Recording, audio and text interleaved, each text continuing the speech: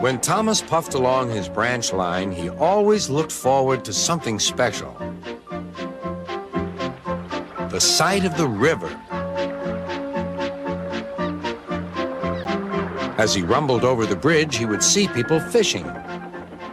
Thomas often wanted to stay and watch, but his driver said no. What would Sir Topham Hatt say if we were late?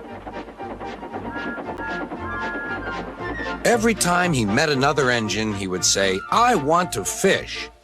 But they all had the same answer. "Engines don't go fishing." Silly stick in the muds, thought Thomas.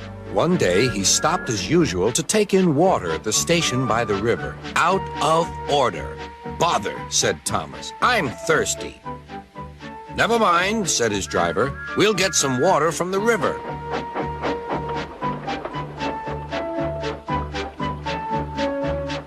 They found a bucket and some rope and went to the bridge.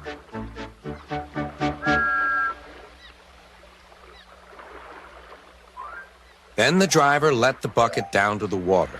The bucket was old and had 5 holes, so they had to fill it, pull it up, and empty it into Thomas's tank as quickly as they could, several times over.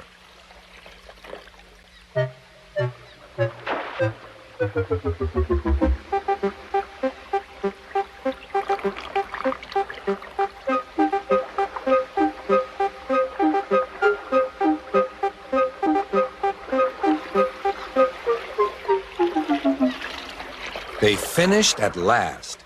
"That's good, that's good," puffed Thomas, and Annie and Clarabelle ran happily behind.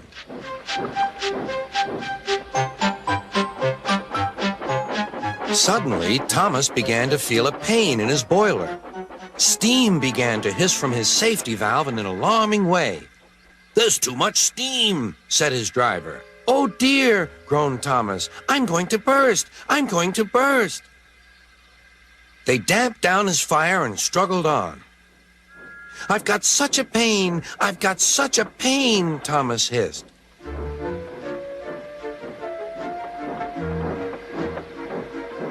They stopped just outside the last station, uncoupled Annie and Clarabelle, and ran Thomas, who was still hissing fit to burst, on a siding right out of the way.